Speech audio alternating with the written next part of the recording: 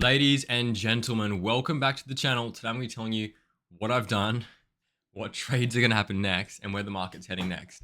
So if you've been following my channel and also following the Telegram group and all that sort of stuff, you've been knowing my stance on Bitcoin. And even from yesterday's video, which was literally 13 hours ago, let's just have a quick little sneak peek of what was said there. Like that, I guess. Now, if we get acceptance back into this range, then I'm expecting it to push up to 70,000 plus to our next daily level. Now, what happened there? 70,000 plus came in, and now we're having a retracement down. Now, all this move happened when I was asleep last night because the Australian time zones are so not accommodating to trading, but you know, it gives me time to plan trades before they happen, I guess. But yeah, on the backdrop of that, I essentially took a scalp long on this trade. On this position, actually, I put 40,000. It's not really a scalp; it's actually more of a swing.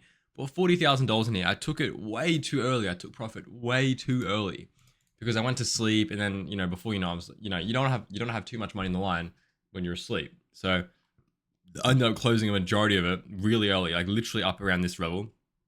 And then I had left a little bit in, and then obviously we missed my take profit by like $1 on Bybit. You can see here.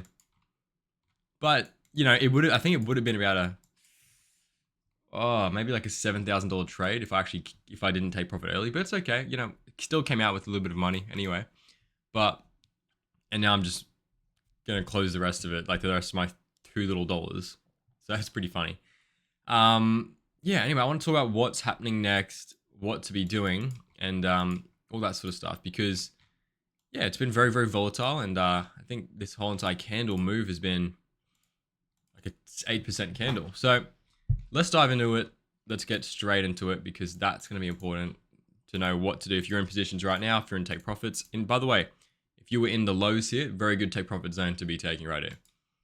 All right, like I said, if we got acceptance back into the range, I was expecting a full rotation up, which is what we saw. It was also a bit of a short squeeze that pushed us up too, okay? So right off the bat, we've got our key levels of resistance right up here. There's zones, okay? We've got our support down here, and we got our mid-range right here. So let's give it a zoom. You know what you could do? You could just chuck on a channel, and it would look very similar. So if you do this, it's basically a channel at this point. So, we can see that price has broke out, came out to the top of the channel, broken down, and now we're trading in the midpoint. Now, I never like to take trades in midpoints, even if we do go down further or up. Then you're just not going to see me taking a trade at fair value, okay, ever. Anything that's directly on the POC, unless it's in the context, unless it's like, for example, let's say there's different context for it. So let me reiterate here and remove this. So if you're trading on it, like you've come up and you're just trading around it, that's never a good place to be taking a trade. But for example, if you are zoomed out on the daily chart or any chart really, and you're approaching a level of big support, for example, this, then you can take a trade in that. But if you're literally at the level and, or specifically more in the short-term timeframes, right?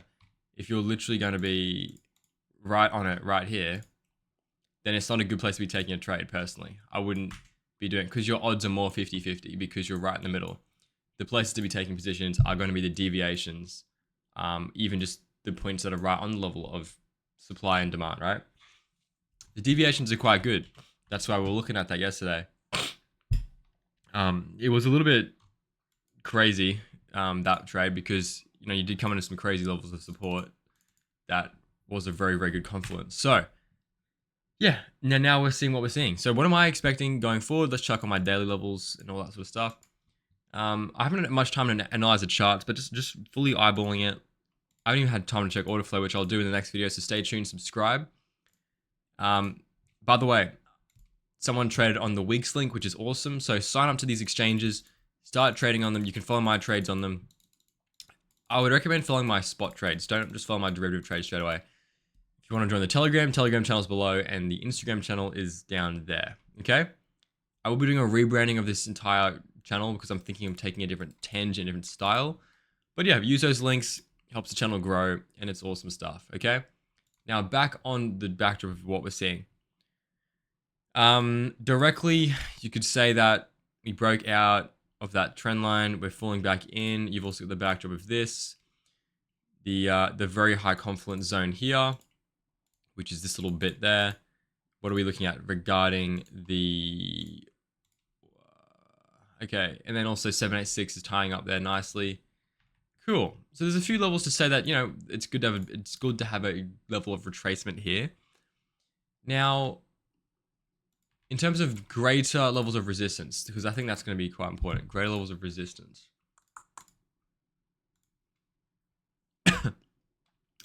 Yeah, to me, I'm really going to be looking at this high coming up above here, because it's got a nice level right over there. So that as this high is going to be level of importance to me.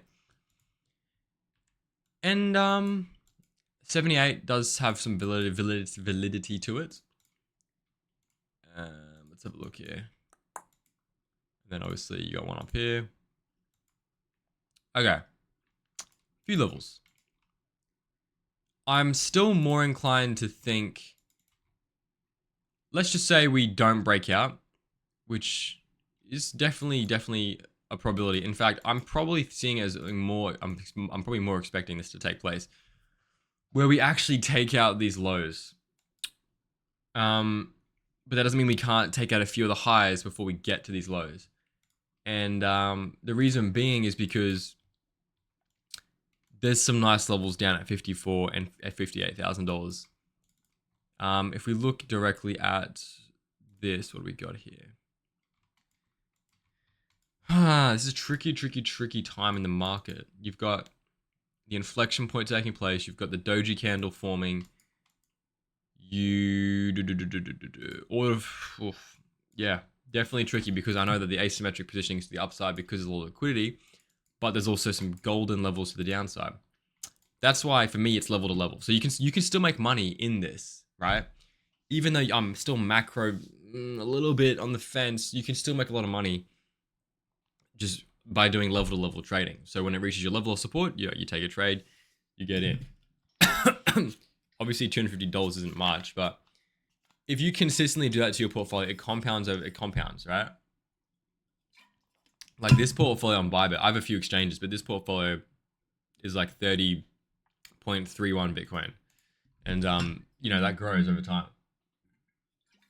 If you just don't touch it and you can continue to get, you know, 1% moves every few days, then that compounds pretty quickly across all your different accounts. And yeah, regarding this, I'm a little bit in indecision, but I want to say I'm more macro. I want to see more downside, but I'm very bullish at the same time. Does that make sense? It's like trading requires two-phase. I want to see lower, but I also want to see higher. Now, because we got good levels here, but that's why level to level trading, forget about where it's going to head. Just focus on where we are immediately and what to do next. Unless you buy the lows of Bitcoin. Now, this low specifically, let's still get some good levels to take. If we're going to take a long, where would we be looking to do that? Okay, interesting. Listen, I'm not interested in taking anything unless we're in this zone, because I don't like where we are personally. At least give me the VWAP. At least give me the VWAP to take a trade on, which would be somewhere in here, hopefully in this little low there. Then again, you've also got, what do we got here? I would say this level. If anything, I'll be more inclined to be taking it right here. This would be my level to take long, and I'd look something like that. Because 618 POC chops the VWAP a bit, freaks everyone out. Still, very tricky trade, that one. Ideally, you got it in lower at the head and shoulders pattern, just like this, essentially. That's the ideal situation when you got it in right here. As for resistances, this was a take profit one zone because you essentially swept the highs. And then I'm not looking for any more shorts until we're up here. So that's that. And that's pretty clear. I don't think there's any much else for me to do. 72,000, 70,000. Okay. Again, I'll reevaluate as we go by once we form more price action. For now, just to give my positioning and what I'm doing. Yeah, I'm just gonna hands off the market. I'm gonna just leave this and get stopped out for the fun of it. Pocketed $250. I'm just not liking this, the fact that we're just trading on the POC. You know, someone could say, "Oh, you know, guys, look, it's bullish because we're bouncing on the POC. It's time to have the resumption up."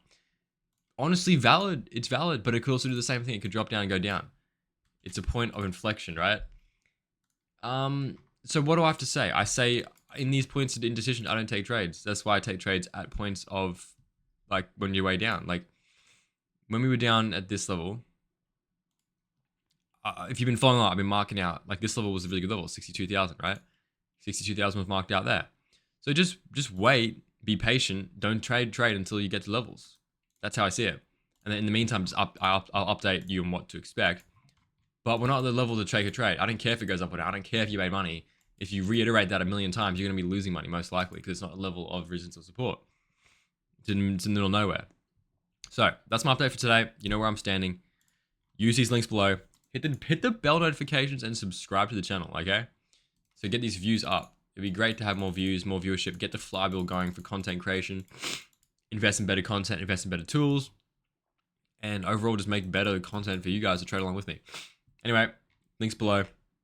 Sign up. And yeah, I'll catch you guys next update.